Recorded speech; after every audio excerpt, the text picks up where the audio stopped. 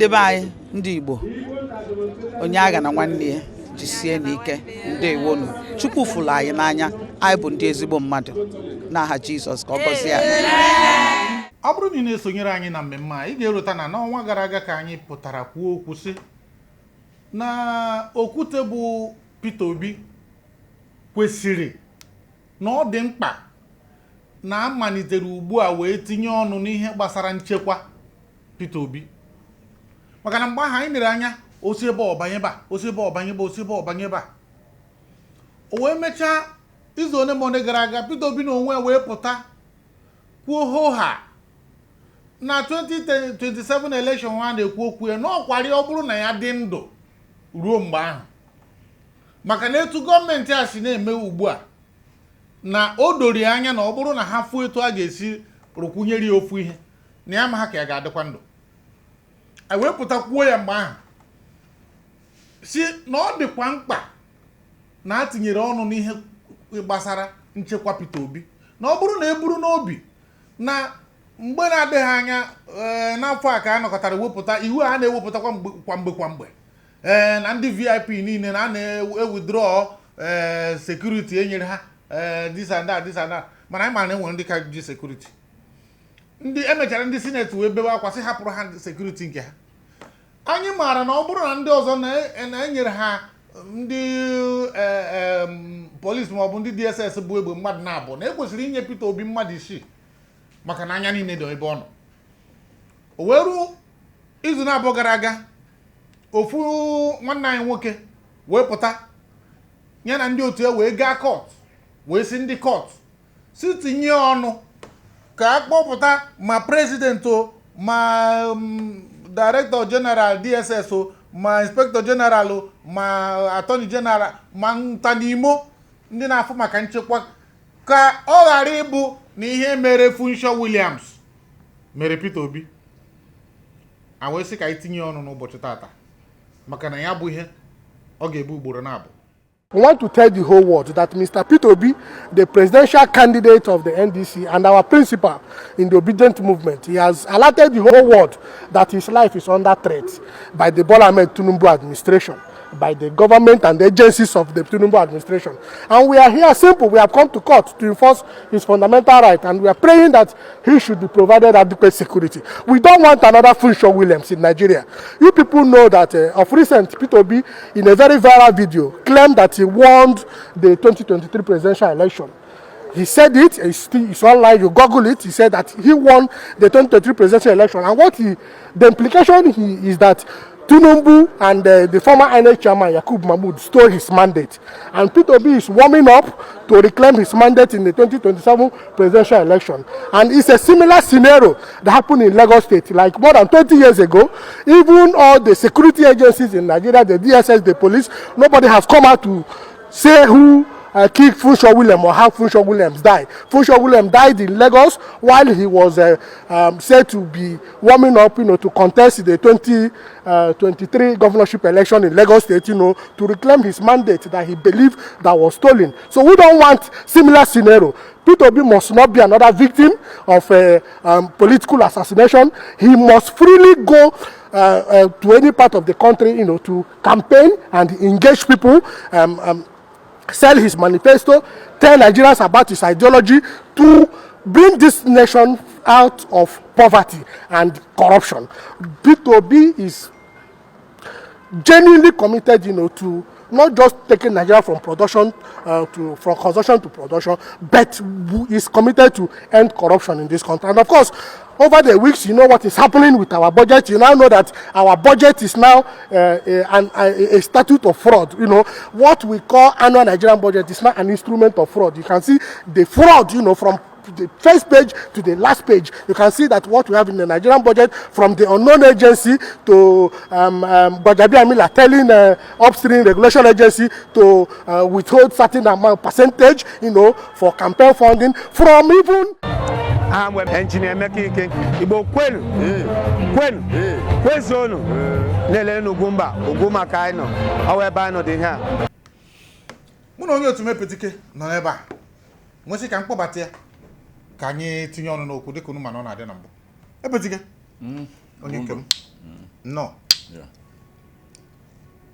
Ebetika tinye ọnụ n'okwu a n'ụdị na ya bụ akwụkwọ anyị beru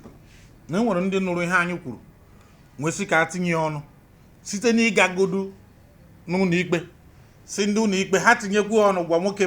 ma gọvanọ nke Edo steeti bụ onye na-afịrị ọnụ Peter Obi erutekwana na Edo na ọ bụrụ na ọ bịa ha nata ya excuse na ọ bụrụ na ya enyeghị ya permission ha bụ eziokwu na Peter aga na Edo gakwasị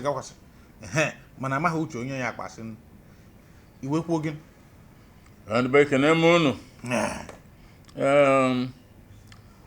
mgbe m fụ na nwe ndị jelu court ụlọ ikpe ije enforce fundamental human right Peter adịghị happy na ụfọdụ ebidogo ụtaba egwu a na-agba maka na emewu that thing maka o nwere ihe saitere ka ihe mee Funsho Williams gara ime Peter ịma politically anything goes o nwere ike ọ bụ na onye a na-eche gburu mana in politics o nwere ike onye gị na o nwere bụrụ onye ime ụlọ safe eche eke na mara gị na nwere ndọrọ odo ya dat na ihe ọbụla emekọta merụ na ya si na ngị nwa ya arụ aka ome so na ọ ka mma etu a bido kịta agbachibe n'oge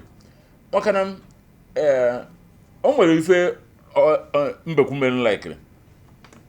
mbekwu ka agụ bịara be agụ na-eri buru ma na-eri bataba mbe buru ya na onye ya bụ nne dede apụta na ilo mbe wesa hapụgodi ya agụsị ya for what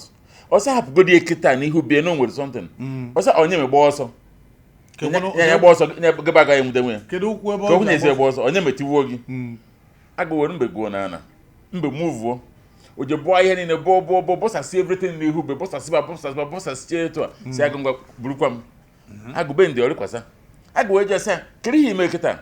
ọsọ na ọka dị ka nwoke na ibe ya mere vi merie ya agụsị akwe ọsọ abụzi ejebe na kịta onye ọbụla pụtaghị ya madata mana gị mejuru ihe afọ bifo anyị pụọ imerie m so na ọka mma a sị gị vu nka kada statement ọka ka ọma na-ebido n'oge na kpesaba ka ọ ghara ihe ụfọdụ bụ n'obi ka ọ ghara imezi bikos na o nwere ike a na-ebu ihe a o nwere ike ọma ebe si atụba anya ka ọ ya esi maka na ndị ọnọdụ Peter nọchiri ka nkụ ma ndị na-arụ na mpaghara ebe brivu na-ewepụ ha na onye isi fakata ome ha fet ma ndị ntụ na ngwa mmadụ ọrịgote chinene ihe na ha ji eri emechisịa ya so ha ncha nwere ike bụrụ ife ọjọọ n'obi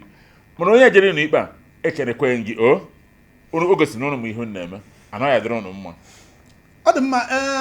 ofu oke be anyị ekwere m ebe azụ ofu oke ahụ adịchaghị mma ihe ọ na-aza bụ ebe a nọkpụrụ dị man ya bụ isi ebe a nọkpụrụ dị man ọ sịghị afụ ngacha ngị ya ọ bụrụ na nwoke merụ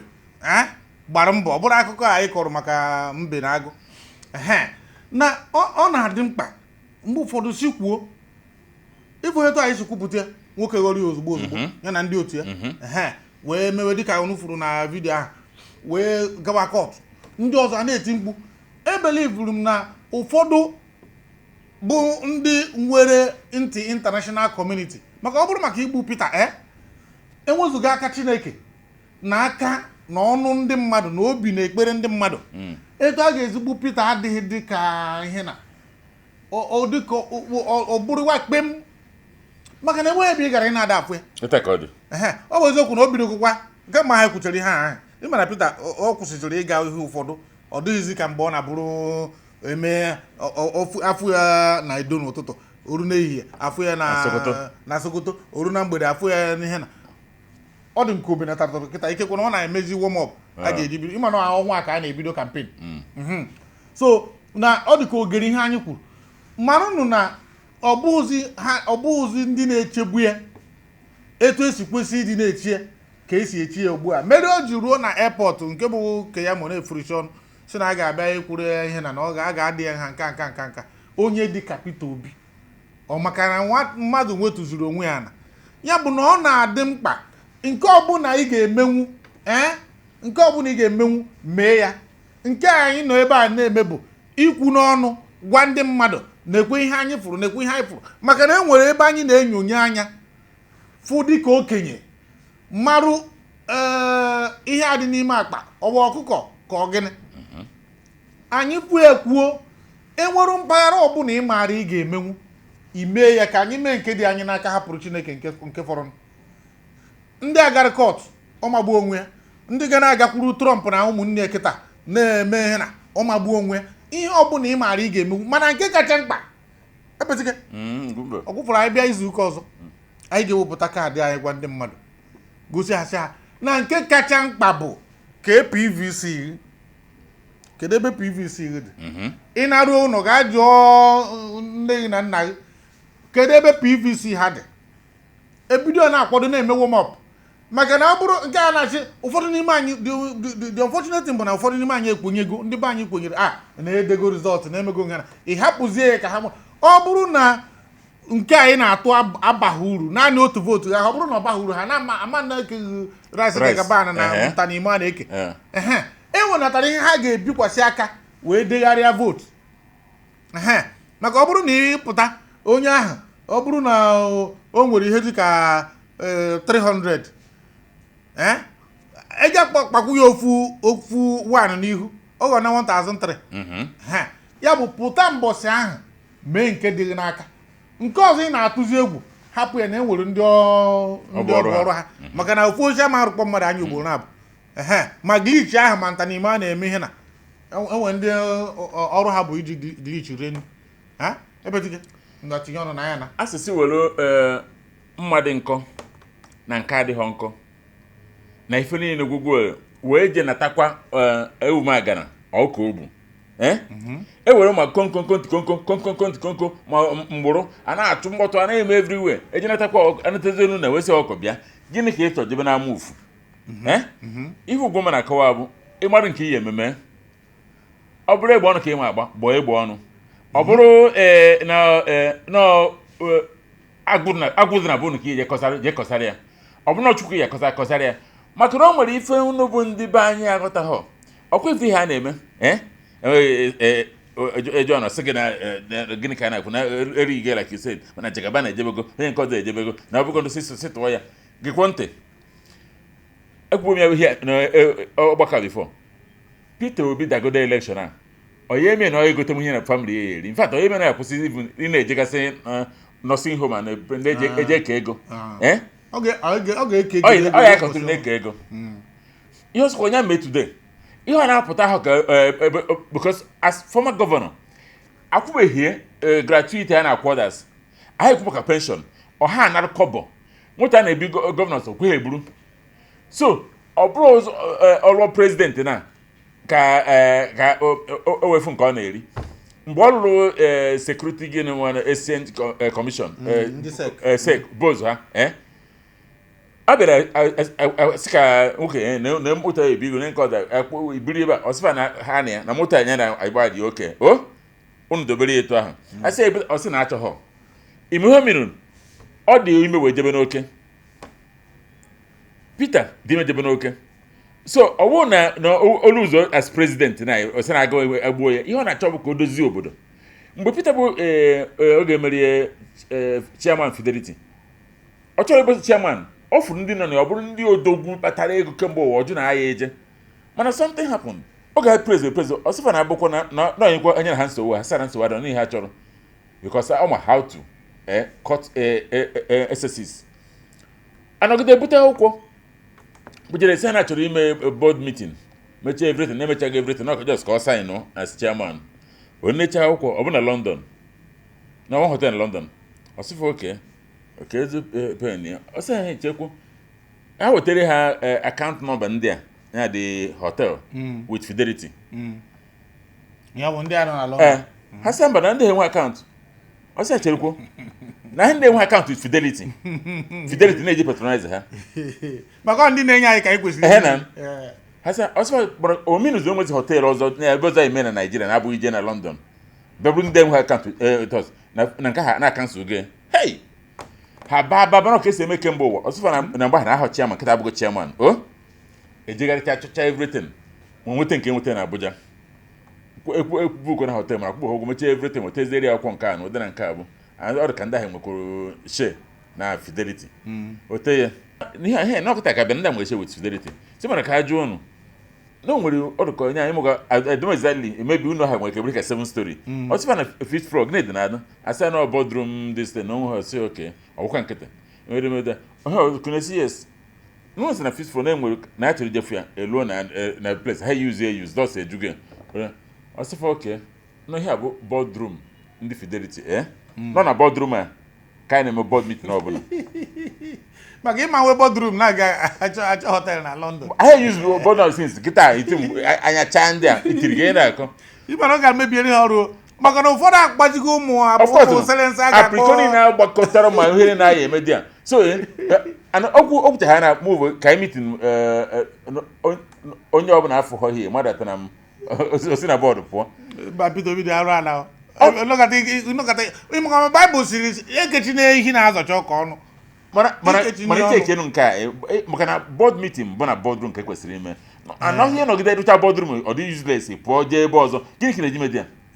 mbalụ gebe ntị na Nigeria bụ Nigeria a na-eme board meeting enwere ụmụ asa na-akpụsacha n'akụkụ bụ ndị ọ ga-abụ oru n'abalị ha gaa mee na edo ọ mewere na Nigeria mee na Abuja bụ na onye ọbụla mechaa board meeting ya na-abịa ekwesịrị ịnọ n'ebe ọ ga-abụ ndị a bụ na ihe eji azọ n'ịbanye na ga-anọkọta na bọọdụ kịta na ị na-eme ka onye na-anọghị na bọọdụ so nke ka o ji pụta kechie ehi na-azọcha ọka ọnụ ọkwa na ya bụ ebe ọ nọ chọọ okwu adịkwa ama ama okay ba ihe na-ekwu bụ na wedanụ o bidoro ihe a kemgbe ụwa bifo okwu ba politiks so unu echezina na maybe na ya atọ Peter na ọ lose Peter lose the election doesn't mean anything to him. Mana epete ka njidekwa ọma lose ihe anyị na-ekwu bụ ndị be anyị onye ọbụla gaa weta PVC ya oru mbọsị ahụ ịnọ na na-agba bọọlụ jee tụọ ịtụ ya na so mana isiokwu anyị tata ka anyị ghara ichefu bụ nchekwa Peter Obi na ndị a gara ihe na anyị na-asị ha nara ịtọ eziokwu ọzọ wee bụrụ na mụ na anyị nọ ebe ọbụla anyị nọ onye ọbụla na-eme nke dị ya n'aka ọ gwụchago maka na ihe a na-eme bụ anyị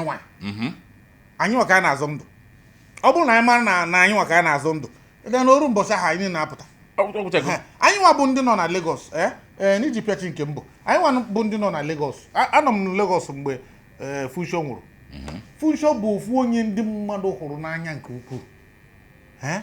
mana etu ya bụ nwa amadi si mee gburugburu agbara atọ ka gbara ndị mmadụ gharịa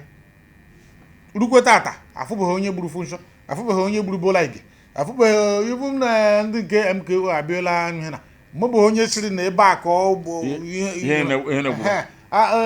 nwunye ya kwana emechara gbuo delegi wee mechara gbuo ihe a niile mere anyị o ji dị anyị gbaa anyị n'obi na egbukwa ahụ ime ọ dịkwa ka ọ na-adị of course mana biko ndị na-ekpe ekpere gara ekpe ekpere ebe ọbụla ihe ọbụla ị na-eme mmewu ya ma ya bụrụ na nwoke a dịrị anyị ndụ kakwa n'aka ruo mgbe ahụ ten anyị eme nke dị anyị n'aka anyị mechazie ya asị Chineke onye mezie nke fara afọ over to you okwu agwụ m n'ọnụ ekwucha m oke nke gị agwụna ọ bụ ihe ọzọkwa a na-achọ na ike ite na atọ na ha inu maka anyị atago ụkwa jaa eze onye ọbụla mee nke dịrị gịnụ hapụzie na Peter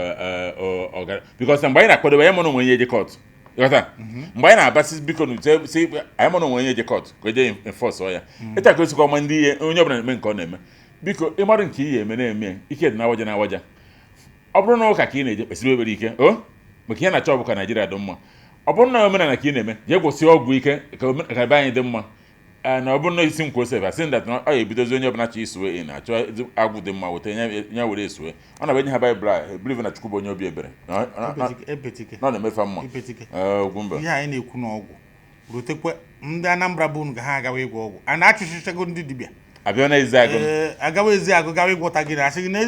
ezigbo dibịa adịghị mme ihe na ịma hapụ dị adreesị ya hapụ ndị nke a na-apụta na Facebook na ezi agụ ya bụ na ike adịghị n'ebe anyị na-aga ma m nkwa iji usoro ọgwụ asị m nke onye na-eme ọ ya ka ị ga-ejisi nke onye na masị na Chineke ezu onye kwekwe na Chineke na ihe ọ na-ekwu ka onye kwekwe na Chineke Chineke anyị gwara amarụgo na ofu Elijah gburu ndị amụma Baal more than 400 nke bụ na bere reside na mgbuka na-aba na zo election ma nweta 4 kerafia nke asị na okpukpe n'ụka okpukpe n'omenala kerafia na mgbuka ebe ị na-ama ha afọ ya hapụzi egwu mana ndị ha amaghị ihe na-ekwu onye na-ekwu biko ịrịba ndị anụ m ya ebe ọ bụ na ịma ha afọ ya hapụzi egwu na ọ bụ onye be anyị mgbe onye mgbu ka ọ bụ o ji ejezo election ọ na-azụ election ọzọ ha election ihe mma bụ na Chineke ka anyị niile ga-eme ha na oru mbọsị ahụ in fact kpakpụrụ ama nke m erutego na anyị ga-eme fasting and prayer ebezike mụ na anyị ga-eme fasting and prayer 7 days before the election adịkwa ama ichefukwana ya ọ gwara egwu oru mgbe ahụ kịta na anụ isi na anyị mere ihe na anyị niile ga-egbu ọnụ kpee ekpere ekwere m mana mma na-eme 6 to 7 6 to 7 bụ nke onye fasting okike dị onye ị bịawa ime ụdị nke ndị Alakụba ọ na-abụrụ erijuju anya afọ n'isi ụtụtụ apụtasị na a na-ebu oke ndị ọdụ 6 to 8 so 6 ụtụtụ ruo 8 ụtụtụ ọ bụrụ na gịnị mere na iburu ọnụ okwu ibu ọnụ bụ ibu ọnụ epetike Ugwumba ọ na-adị ọ dị